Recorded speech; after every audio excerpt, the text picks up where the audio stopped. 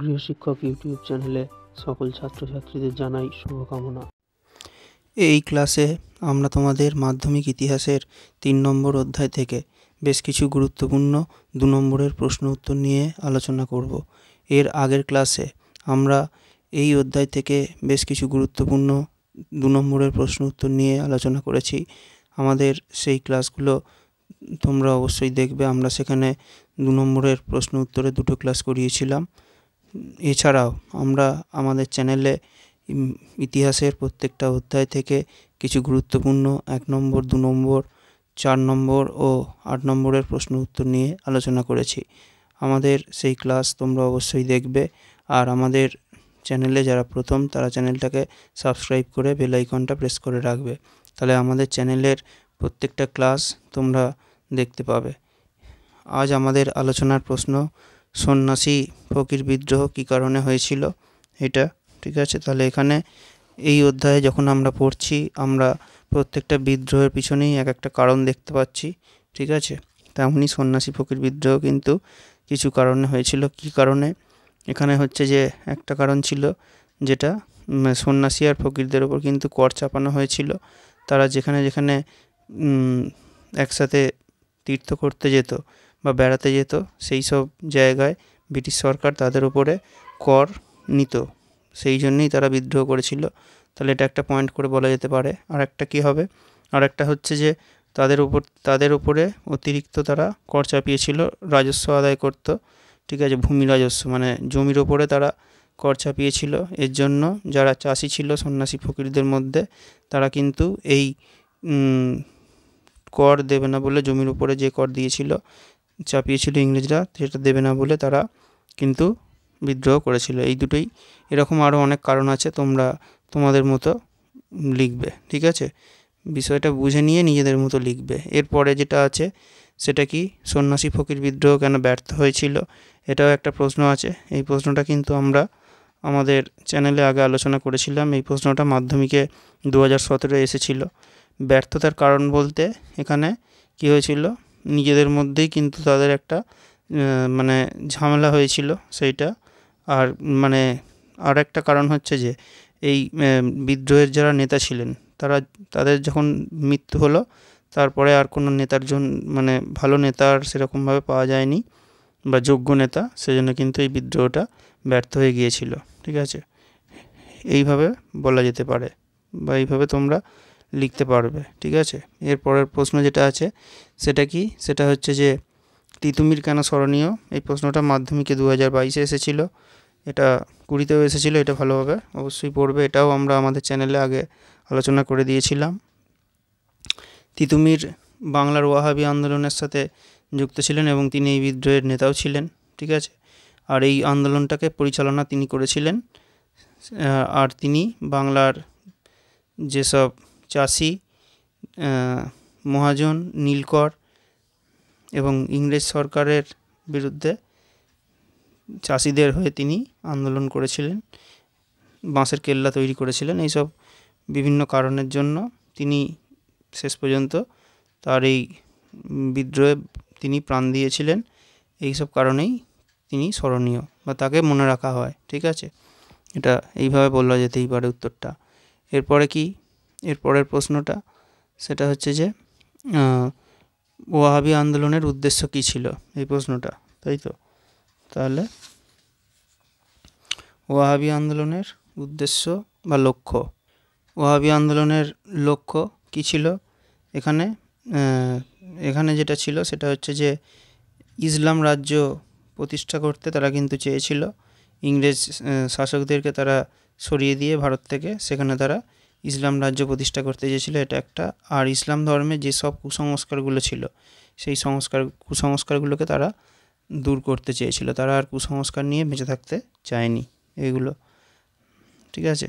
এগুলো বলা যাবে। আর হজরত মুহাম্মদের যে মত বা আদর্শ, সেটা তারা মেনে চলতে চেয়েছিল, ঠিক আছে। তাহলে আমরা আমাদের চ্যানেলে যেমন নতুন অধ্যায়ের ক্লাসগুলো করাচ্ছি, সেই সাথে সাথে কিন্তু আমরা পুরনো অধ্যায় বা ইতিহাসের আমরা কিছুদিন আমরা ইতিহাসের প্র্যাকটিস সেট, শর্ট প্রশ্নের প্র্যাকটিস সেট কিন্তু আমরা শুরু করেছি। আমরা 2টো প্র্যাকটিস সেট করিয়েছি। আমাদের সেই ক্লাসগুলো অবশ্যই দেখবে, কেন শর্ট প্রশ্নেও কিন্তু অনেক নম্বর থাকে ইতিহাসে, তাহলে ওগুলো যদি তোমরা তৈরি করো তাহলে ওখান থেকে কিন্তু তোমরা পরীক্ষায় অবশ্যই শর্ট প্রশ্ন কমন পাবে। ঠিক আছে, আর আমাদের ক্লাস ভালো লাগলে তোমরা অবশ্যই লাইক করবে, আর এই ক্লাসগুলো তোমরা বন্ধুদের মধ্যে শেয়ার করবে।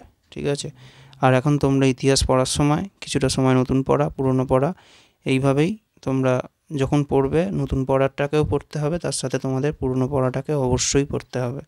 এটা শুধু ইতিহাস নয়, সব সাবজেক্টেই তোমাদের এইভাবেই এখন পড়া তৈরি করতে হবে, সেটা অঙ্ক হোক, ভৌতবিজ্ঞান হোক, যে কোনো সাবজেক্টই হোক না কেন। ঠিক আছে, পরের প্রশ্ন যেটা আছে সেটা কি, সেটা হচ্ছে যে ফরাজি আন্দোলন কি নিছক ধর্মীয় আন্দোলন ছিল? এই প্রশ্নটাও আমরা আমাদের চ্যানেলে আগে আলোচনা করেছিলাম, তোমরা অবশ্যই একবার দেখে নেবে। ঠিক আছে, এটা মাধ্যমিকে 2020-তে এসেছিল। ঠিক আছে, তাহলে এটা কি হবে উত্তরটা, যে ফরাজি আন্দোলন কোরআন, এখানে এই আন্দোলনের কিছু উদ্দেশ্য ছিল। কি উদ্দেশ্য? এরা কি বলেছিল যে কোরআনের যে নির্দিষ্ট 5টি কর্তব্য আছে যাতে মুসলমান সমাজ সকল মেনে চলে, তার জন্য এরা কিন্তু প্রচার করেছিল, এটা একটা। আর কি, আর বাংলাদেশকে দারুল ইসলামের, মুসলমানের বাসযোগ্য একটা জায়গায় এরা কিন্তু পরিণত করতে চেয়েছিল। এইগুলোই এদের এই আন্দোলনের উদ্দেশ্য ছিল। তবে যাই উদ্দেশ্যই থাক, শেষ পর্যন্ত এই আন্দোলন কিন্তু ইংরেজ জমিদার এবং নীলকরদের বিরুদ্ধে এরা কিন্তু আন্দোলনে যোগদান করেছিল। ঠিক আছে, এটা এরকমভাবেই বিষয়টাকে বুঝে নিয়ে লিখতে হবে। ঠিক আছে, আর ইতিহাস কিন্তু তোমরা খুব সহজে বুঝে নিয়ে উত্তরগুলো লিখবে।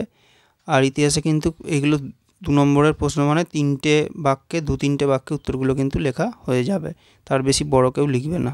ঠিক আছে, আর এরপরে যেটা প্রশ্ন যেটা আছে সেটা কি, সেটা হচ্ছে যে এটা তো হয়ে গেল, ফরাজি আন্দোলন কেন ব্যর্থ হয়েছিল? এটা মাধ্যমিকে 2023-এ এসেছিল এই প্রশ্নটা। তাহলে এই যে ব্যর্থ হয়েছিল কোনো বিদ্রোহ বা আন্দোলন, এইরকম প্রশ্ন যদি দেয় তাহলে তোমরা যেগুলো এর অভাব সেগুলো লিখতে হবে। যেমন এখানে কি বলতে হবে, যে এখানেও কিন্তু নেতার অভাব ছিল, যোগ্য নেতার, দুদু মিয়ার পর কিন্তু যোগ্য নেতার অভাব কিন্তু এখানেও দেখা গিয়েছিল। ঠিক আছে, আর কি, আর মানুষ কিন্তু এদের সমর্থন বিশেষভাবে করেনি, সেই জন্য কিন্তু এই বিদ্রোহটা, কারণ এটা একটা মুসলিমদের আন্দোলন ছিল, সেই জন্য অন্যান্য মানুষ কিন্তু এদের বেশি কেউ এই আন্দোলনকে মেনে নিতে পারেনি। আর শক্তির অভাব, ইংরেজদের যে শক্তি বা জমিদারদের কাছে এদের অত কিছু, এই আন্দোলনকারীদের অত শক্তি ছিল না, সেই জন্য এটা ব্যর্থ হয়ে গিয়েছিল। ঠিক আছে, এর পরের প্রশ্ন, এটাও ভালোভাবে তোমরা পড়বে, এটা আমরা আগে আলোচনা করেছিলাম। দুদু মিয়া স্মরণীয় কেন? এটা মাধ্যমিকে 2018 এসেছিল। তাহলে দুদু মিয়া হচ্ছে আমাদের কোন বিদ্রোহ? ফরাজি আন্দোলন, বিদ্রোহ নয়, ফরাজি আন্দোলন। তাহলে ফরাজি আন্দোলনের জন্য তিনি অনেক কাজ করেছিলেন, তিনি এটার নেতাও ছিলেন। ঠিক আছে, এই বিষয়গুলো তোমরা বলবে। আর এরপরে যেটা আছে সেটা হচ্ছে যে নীল বিদ্রোহের কারণগুলো কি, এই প্রশ্নটাও ভালোভাবে অবশ্যই করবে। নীল বিদ্রোহের কারণ মানে, নীল বিদ্রোহ মানে চাষিদের, এখানেও কিন্তু চাষিদেরকে জোর করে নীল চাষ করানো হতো, এটা একটা পয়েন্ট হবে। আর তাদের ওপরে কিন্তু প্রচুর অত্যাচার করা হতো বিভিন্ন কারণে। ঠিক আছে, সেইটা, এইগুলো অবশ্যই বলতে হবে। ঠিক আছে, আর দাদন প্রথা, চাষিদেরকে অগ্রিম টাকা দিয়ে দিত। ঠিক আছে, নীল চাষ করাতে, নীল চাষ করানোর জন্য তাদেরকে অগ্রিম টাকা দিয়ে দিত, এটাই ছিল। এবং সেটা নিলে তারা নীল চাষ করতে বাধ্য থাকতো। সেই সময় চাষিরা গরিব মানুষ ছিল, সেই জন্য তারা টাকা নিয়েও নিত, এইটা হবে। আর অত্যাচার করতো, এটা তো আমরা আগেই বলেছি। ঠিক আছে, আর এরপরে নীল বিদ্রোহে হরিশ্চন্দ্র মুখোপাধ্যায়ের ভূমিকা, এটা আমরা আমাদের চ্যানেলে আগে আলোচনা করেছি, এটা কিন্তু মাধ্যমিকে 2018 এসেও ছিল প্রশ্নটা, এটাও পড়ে নেবে তোমরা। আর এর সাথে নীল বিদ্রোহে খ্রিস্টান মিশনারিদের কী ভূমিকা ছিল, এটাও আমরা 19-এ এটা এসেছিলো, এটাও আমরা আমাদের চ্যানেলে আগে আলোচনা করেছি। তোমরা অবশ্যই আমাদের চ্যানেলের প্লেলিস্টে গেলে প্রত্যেকটা ক্লাস দেখতে পাবে। ঠিক আছে, এগুলো তোমরা ভালোভাবে দেখে নেবে, তাহলে তোমরা ভালোভাবে উত্তরগুলো তৈরি করে নিতে পারবে। পরের ক্লাসে আমরা তোমাদের এই অধ্যায় থেকে কিছু গুরুত্বপূর্ণ প্রশ্ন উত্তর নিয়ে আলোচনা করব।